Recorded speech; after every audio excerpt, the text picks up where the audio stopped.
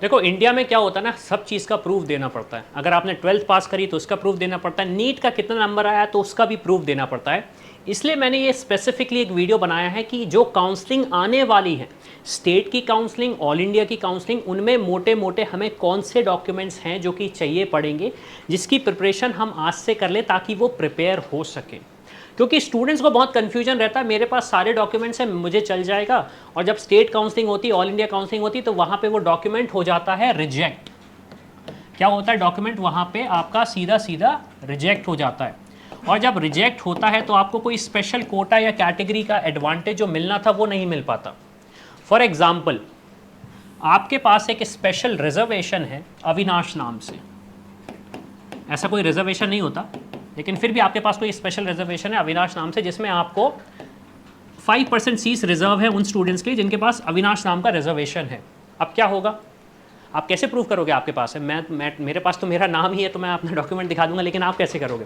तो आपको कोई डॉक्यूमेंट चाहिए पड़ेगा जिसमें अथॉरिटी बोले कि यस, ये स्टूडेंट अविनाश नाम की कैटेगरी या कोटे में बिलोंग करता है, तो इनके पास ये मतलब ये एलिजिबल है इस चीज़ के लिए। तो आपके पास ये डॉक्यूमेंट होना चाहिए टू प्रूव कि आपको ये 5% का रिजर्वेशन मिले। जैसे कि डिफेंस कोटा होता है, ESIC कोटा होता है, ओके। तो ये कुछ ऐसे स्पेशल कोटे होते हैं, ऐसा नहीं कि हर कोई ले सकता है, नहीं, बहुत सारे स्टूडेंट्स को मेहनत कर मतलब डॉक्यूमेंटेशन करना पड़ता है, उनके बेसिस पे ही आपको मिलता है। तो चलिए अब हम देखते हैं कि हमें डॉक्यूमेंट्स कौन कौन से रिक्वायर्ड होंगे पूरी की पूरी काउंसलिंग प्रोसेस में। और ये चीज़ अगर ये डॉक्यूमेंट्स आपके पास नहीं है तो इन्हें स्पेशली बनवा लीजिएगा आप।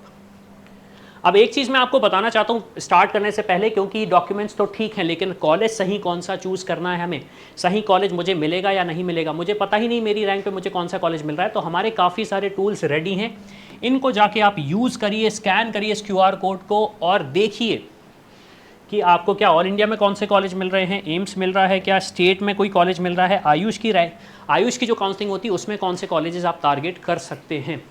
एग्जाम्पल अगर मैं बात करूं तो ये हमारा है रैंक वर्सेस स्कोर का टूल, जहां पे आपका अभी जो स्कोर आ रहा है नीट का, मान लीजिए आपका नीट का स्कोर आ रहा है 650, एग्जाम्पल 350 नहीं 650, तो आपने कैलकुलेट किया तो उसमें आपको आपकी रैंक का एक एक्सपेक्टेड रैंक पता चल जाएगी कि इसके बीच आपकी रैंक हो सकती है, अगेन प्लस माइनस हो सकती है, ये एनालाइज करी है हमने, लेकिन again this is the analysis जिसके बेसिस पे आपको पता पड़ा कि कौन सी रैंक आ सकती है।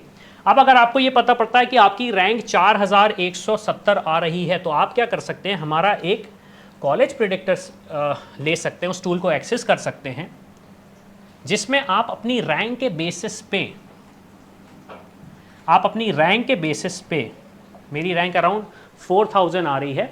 अब मैं प्रेडिक्ट करता हूँ, अभी मैं कोई स्पेशल कोटा नहीं लगा रहा हूँ, कोई स्पेशल कैटेगरी नहीं लगा रहा हूँ, ऑल राउंड का अगर मैं प्रेडिक्ट करता हूँ तो आप देख सकते हो, अगर मेरी कैटेगरी ऑल इंडिया OBC है तो मेरी 4000 रैंक पे मुझे कौन सा कॉलेज मिल रहा है, गवर्नमेंट मेडिकल कॉलेज त्रिशूर मिल रहा है, फिर डॉक्टर राम मनोहर लोहिया मिल रहा है आपको OBC कैटेगरी ऑल इंडिया में, ओपन सीट कोटा में एम्स राजकोट मिल रहा है आपको। तो ये सारी की सारी इन्फॉर्मेशन आपको मिल रही है एक सिंगल पैनल में, जिसके बेसिस पे आप समझ सकते हो कि आपको काउंसलिंग कैसी करनी है। लेकिन कुछ चीज़ें मैं बताना चाहूँगा, ये टूल पेड है और काम तभी करता है जब आपने पैरामीटर सारे के सारे सही डाले होंगे। अब मान लीजिए 4000 की रैंक की जगह मैंने यहाँ पे रैंक डाली है अपनी 40 लाख, तो मैं कितना भी प्रिडिक्शन कर लूँ मुझे यही दिखाएगा, no colleges found based on the given details. इसका मतलब ये है कि इस रैंक पे कोई कॉलेजेस अलॉट ही नहीं हुए थे 2023 में, इसलिए आपको कोई डेटा नहीं दिख रहा है। तो ये चीज़ आपको समझनी पड़ेगी। और फाइनली अगर आपको ये टूल समझ में ना आए कैसे यूज़ करना है, तो यहाँ पे हमने एक सेपरेट वीडियो बना के दिया हुआ है, how to use the predictor. तो ये वीडियो को देख के आप समझ सकते हो कि कैसे आपको इस टूल को यूज़ करना है। अगेन ये पेड टूल है, अभी इसका प्राइस है 199 का, लेकिन इसकी प्राइस बढ़ सकती है, तो मेक श्योर करें आप जल्दी से जल्दी से परचेस करें। अब हम आ जाते हैं वापस, डॉक्यूमेंट्स कौन कौन से रिक्वायर्ड हैं, क्योंकि ये स्टूडेंट्स का बहुत ही प्रेसिंग क्वेश्चन है। तो डॉक्यूमेंट्स की अगर मैं बात करूं तो आपको नीट 2024 का एडमिट कार्ड खोना नहीं है, संभाल के रखना है, ये प्रूव करने के लिए कि आपने नीट का एग्जाम दिया है। दूसरी चीज़, आपका रैंक लेटर और स्कोर कार्ड जो आएगा वो भी आपको रिक्वायर्ड रहेगा। फिर उसके बाद डेट ऑफ बर्थ का certificate, if 10th class pass certificate does not reflect the date of birth. तो डेट ऑफ बर्थ का सर्टिफिकेट तो आप ऐसे भी दिखा सकते हो, आप पासपोर्ट के थ्रू भी दिखा सकते हो, अगर आपके पास पासपोर्ट है। है ना, तो उसके थ्रू दिखा सकते हो। 12th का पासिंग सर्टिफिकेट, 12th की मार्कशीट, 10th का पासिंग सर्टिफिकेट, 10th की मार्कशीट, ऑब्वियसली बात है मैं डिस्कस कर चुका हूँ। अब कुछ बोर्ड्स में क्या हो रहा है, पासिंग सर्टिफिकेट और मार्कशीट एक साथ दी जाती है, तो फिर आपको सिर्फ सिंगल डॉक्यूमेंट लगेगा। फिर उसके बाद आपकी पासपोर्ट साइज़ फ़ोटोज़ लगेंगी, तो अराउंड 8 लगेंगी। तो जो फोटोज़ आपने नीट के एप्लीकेशन फॉर्म फिल करने के टाइम पे दी थी वही फ़ोटोज़ दीजिए और कोई एक्स्ट्रा फ़ोटोज़ मत दीजिएगा। फिर प्रोविजनल अलॉटमेंट लेटर, ये काउंसलिंग की बात कर रहा हूँ मैं। जब आप काउंसलिंग करोगे उसमें आपको एक अलॉटमेंट लेटर मिल जाएगा, तो वो आपको अलॉटमेंट लेटर प्रिंट करना पड़ेगा, तो वो भी रहेगा आपके लिए।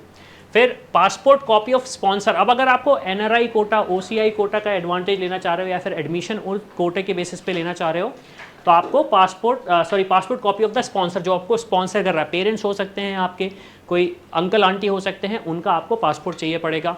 फिर स्पॉन्सरशिप एफिडेविट चाहिए पड़ेगा, रिलेशनशिप एफिडेविट चाहिए पड़ेगा। अगेन ये वो डॉक्यूमेंट्स हैं जो कि NRI कैटेगरी के स्टूडेंट्स के लिए लगेंगे जो NRI कोटा के थ्रू एडमिशन लेना चाह रहे हैं। कास्ट सर्टिफिकेट, ऑब्वियस सी बात है, कास्ट सर्टिफिकेट हमें लगाना ही पड़ेगा अगर हम अपनी कैटेगरी का एडवांटेज लेना चाहते हैं। और डिसेबिलिटी सर्टिफिकेट इन केस हम PWD कैटेगरी का एडवांटेज लेना चाहते हैं। अब सबसे इंपॉर्टेंट चीज़, कुछ डॉक्यूमेंट्स यहाँ पे मेंशन नहीं है क्योंकि वो ऐसे डॉक्यूमेंट्स हैं जो कि वेरी करते हैं और काफ़ी सारे स्टूडेंट्स के लिए एप्लीकेबल नहीं होते।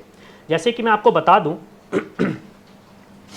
कुछ स्टूडेंट्स को ESIC कार्ड के थ्रू स्पेशल कोटा मिलता है, तो इसका एक अलग डॉक्यूमेंट होता है जिसके बेसिस पे आप अपनी काउंसलिंग करते हैं और ESIC जो सीट्स रिजर्व हैं आपके लिए उनका एडवांटेज लेते हैं। सेकेंड डॉक्यूमेंट होता है कुछ स्टूडेंट्स के लिए जो कि होता है डिफेंस पर्सनल का एक अलग डॉक्यूमेंट होता है। ये उन स्टूडेंट्स के लिए जिनके मम्मी पापा इंडियन आर्मी या डिफेंस सर्विसेज में हैं, इसके लिए मैंने सेपरेट वीडियो बनाया, जाके देखो, उसमें डिटेल में मैंने बताया है। फिर तीसरा डॉक्यूमेंट हो सकता है जैसे कि पुलिस, अगर आपके पेरेंट्स पुलिस सर्विसेज को हैं, लेकिन ये सिर्फ एलिजिबिलिटी पंजाब के स्टूडेंट्स के लिए है। चौथा डॉक्यूमेंट अगर मैं मान सकता हूँ सिंगल गर्ल चाइल्ड कोटा, ये हिमाचल में है। अगेन इसके लिए मैंने सेपरेट वीडियो बनाया, जाके देखो, समझो कि क्या डॉक्यूमेंट्स आपको चाहिए पड़ेंगे, क्या प्रोसेस रहेगा। तो ये कुछ स्पेशल कोटा के डॉक्यूमेंट्स होते हैं जिनके लिए आपको अलग से अप्लाई करना पड़ता है, अलग से एलिजिबिलिटी लेनी पड़ती है। क्यों? क्योंकि अगर आपके पास नहीं होगा तो जो स्पेशल रिजर्वेशन आपके लिए हैं उसके लिए आप एप्लीकेबल नहीं रह पाएंगे। तो इस वीडियो में मैंने आपको बताने की कोशिश करी कि कौन कौन से डॉक्यूमेंट्स आपको रिक्वायर्ड हैं, जिसकी आपको ज़रूरत पड़ेगी। तो मेक श्योर करो कि आज ही इस वीडियो को बंद करते टाइम ही जो भी आपको डॉक्यूमेंट नहीं है, जो भी डॉक्यूमेंट मिसिंग है, उसे बनवाने का प्रोसेस स्टार्ट कर दो। पापा से बोलो काम पे नहीं जाएं, पहले डॉक्यूमेंट बनवा लें। क्यों? क्योंकि काउंसलिंग स्टार्ट हो जाएगी तो फिर पापा परेशान होंगे, टाइम भी वेस्ट होगा, डॉक्यूमेंट अगर नहीं बन पाया तो फिर हम क्या करेंगे, नीट 2025 के वीडियोज़ देखने बैठेंगे। क्योंकि रैंक कितनी अच्छी भी आ जाए, काउंसलिंग सही नहीं करी तो सब गड़बड़ हो जाएगा। तो इसी के साथ ये वीडियो ख़त्म होता है। लेकिन अगर आप चाहते हो एक स्पेशल गाइडेंस आपको मिले, चाहे वो प्राइवेट कॉलेज हो, चाहे वो गवर्नमेंट कॉलेज हो, सही तरीके से काउंसलिंग हो, या फिर अब्रॉड जाने का सोच रहे हो, प्राइवेट इंस्टीट्यूशन में एडमिशन ले रहे हो और आइडिया नहीं है कि क्या करना चाहिए, तो इस QR कोड को स्कैन करो, लिंक आपको डिस्क्रिप्शन में भी मिल जाएगा, फिल करो डिटेल्स, हमारी टीम से बात करो और समझो कि आपके लिए सही ऑप्शन क्या रहेगा। क्यों? क्योंकि सबसे बड़ा स्कैम है इन्फॉर्मेशन का ना होना। तो इसी के साथ मैं हूं अविनाश, मेरा काम है रास्ता दिखाना, उस पर चलना आपका काम है।